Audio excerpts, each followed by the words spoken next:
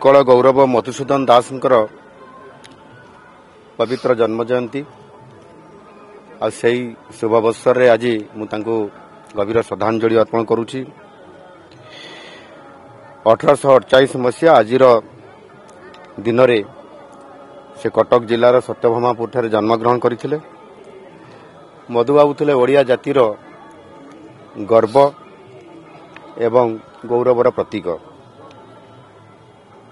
एवं स्वतंत्र ओडिशा प्रदेश गठन में से मुख्य भूमिका ग्रहण करथिले।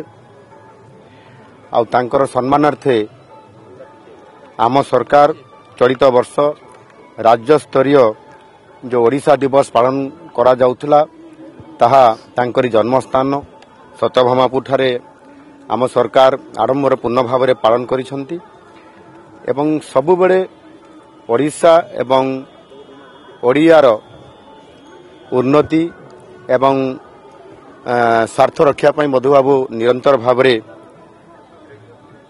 ओडिशार स्वाभिमान को बजाय रखा पाई संघर्ष करी आसुथिले एवं से चाहूले सबुबेले ओडिशार सामग्रिक किभली भाव विकास हो आउ सेठी पाई से शिल्प प्रति प्राधान्य देइथिले एवं सेठी पाई मध्य से प्रतिष्ठा करथिले उत्कल ट्यानेरी एवं ओडिशा आर्ट ओयार एभली अनेक शिल्प मध्य से प्रतिष्ठा करथिले से समय रे। एणु निश्चित भाव में ओडियार स्वाभिमान पाई प्रतिटी मुहूर्त जहार प्राण कांदुथिला सेई आमर ओडियार स्वाभिमान थिले मधुबाबू।